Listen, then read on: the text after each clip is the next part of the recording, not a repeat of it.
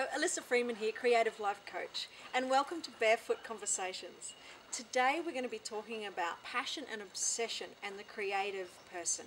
This is going to be really interesting for you, and you're going to totally enjoy my guest today, special guest, Paul Arestan, and he's just coming in now. Hello, Paul. Paul is a knife maker. Hi, how are you? Very well. Good morning, Elissa. Welcome. So Paul is a knife maker from France, and he has some wonderful story to tell us about knife making. So, yes, yeah. So tell me, with knife making, how did you get interested in that? My granddad used to repair old pocket knives back in France. He made knives for me and my brothers during all his life. When he passed away, I realized that no one was going to make knives for me anymore.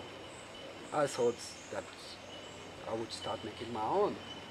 Not only because I've always enjoyed sharp objects, but also as a legacy.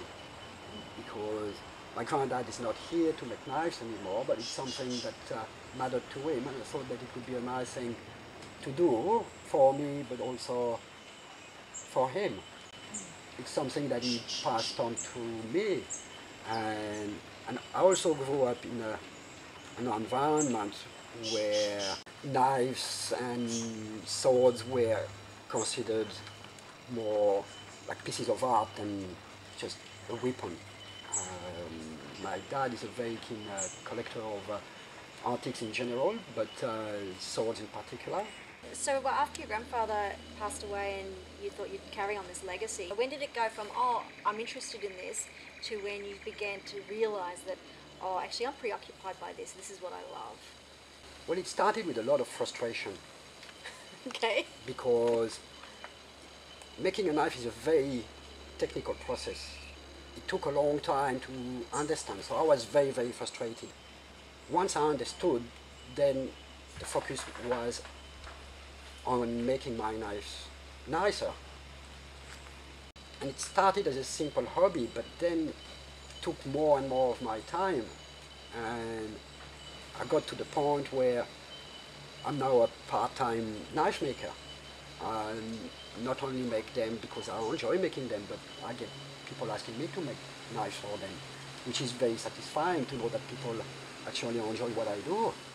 So what's the difference between obsession and passion? Okay, well, dictionary says, Yeah. passion, any powerful or compelling emotion or feeling as love or hate. Obsession, the domination of one's thoughts or feelings by a persistent idea, image, desire, etc. Ah, okay. So when I've thought about this, you know, is it passion that we feel as artists, or is it obsession? And for me, I don't know about you, Paul, but for me, it was obsession. I agree. No, I agree. Yeah. In philosophical terms, from what I remember, passion is something you can't resist. Like a drug addiction is a passion. Because you can't resist Because you it. can't resist it. And from your definition, actually, it makes sense. Well, an obsession is probably more of a dynamic way of thinking. Yeah, for me, it's like it's a driver. Yes. Like passion, you can be passionate about something and still not do anything. Yes. But obsession drives you to Yes. do something or make something or create something, don't you think? Yes, I think you're right. And I think being obsessed is probably a good way to get things done. Yeah. Because you think about what you do a lot if you're obsessed about it. Well, you're preoccupied with that idea or that Yes. creation. With what I do, I can say that I'm obsessed because I think about it, not all the time, but a lot. Even if I'm not in the process of doing anything, I still think about it. So I may go to bed and think about what I'm going to do the next day in the workshop. And I could be driving around and think about making knives or anything that is related. Driving's a great time to think about things, isn't it? It is. Because you can just You can just zone out.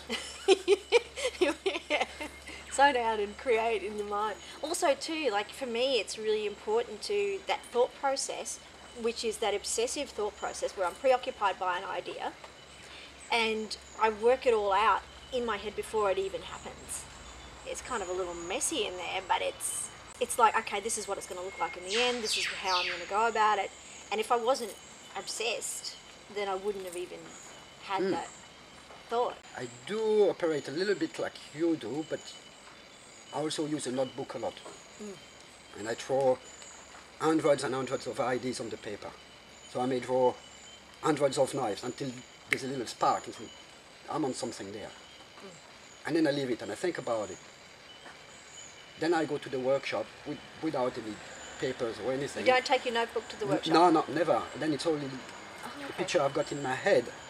And I look at the piece of steel and it's like a blank canvas. And then I take my pen and I try to reproduce what I draw in the notebook. From what's in your head? From what's in my head. And the final result is not always the same as what was in the notebook. But that's part of that creative process, that evolution really of the idea. It's changing from, into a three-dimensional thing. So there's a picture, then there's the picture I've got in my mind, and then there's this three-dimensional project that comes into place at the end of the process. So with your notebook, do you have that with you all the time, or do you just have it by the bed, or what do you do with your notebook? I have it on the coffee table, and that's the only place where I draw sketches. I don't take it with me anywhere. That's the only place where I draw, because otherwise I would be drawing all the time. Because you're obsessed? Because I'm obsessed. Yeah, exactly. So really what's interesting here is that we've looked at something, obsession, that maybe in a general society is looked at as a negative thing. Oh, that person's obsessed. But as artists, we use that to actually drive us and to create what we create. Obsession is like an engine that drives you toward what you want to achieve. And being obsessed about something is a productive sort of stress.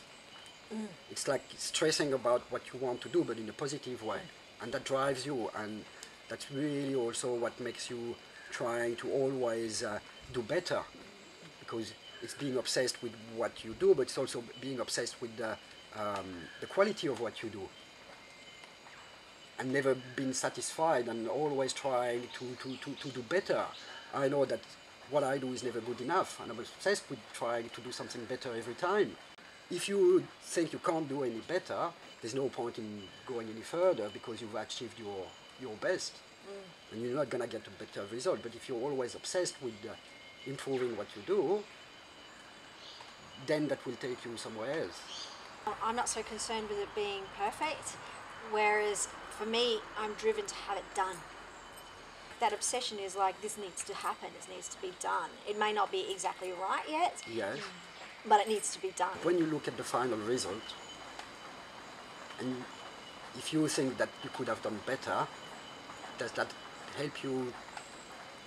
Yeah, it does. Yeah, so it's a little bit different, but nevertheless, I don't think there's really a productive artist out there that isn't obsessed. I haven't met one. No.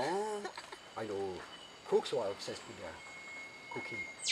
Can't really call them artists, but still, it's an obsession. They're creative, though. Yes. Very creative outlet, cooking. So it probably applies to anything that is creative. Yeah. And if you're going to be obsessed about something creative's got to be the best thing you could possibly be obsessed with, because you produce something. Yes. So obviously an obsession can be very positive. It doesn't have to be something negative like most people would think. So what's important here, I think, is for us to understand that as artists we can get quite obsessed with our work, and that can be a really good thing. It can be what drives us forward. Just as we've seen today, it's what makes us make the product happen, and we end up producing something from that. And without that obsession, perhaps that wouldn't happen. And passion, we've learnt too, that it isn't quite enough to drive us. It's just that lovely feeling. So what's important for you guys out there is to really rejoice in your obsession in your art form, and enjoy that and use that as your main driver to produce your work. Thank you, Paul, for coming into my garden today and having a barefoot conversation with me. And it's wonderful. What's particularly special is that we've known each other for quite some time, years now, and you actually live in this same community. That's right. This is the first time we've really had this opportunity to have a good long talk about, you know, our philosophies, our philosophy on obsession. No, thank you very much. I had a really good time. It was a fantastic experience this morning, and I'm really glad we did it. Awesome. Thank you. Thank you. And to you guys, thank you for watching, and I'll see you next time. Bye.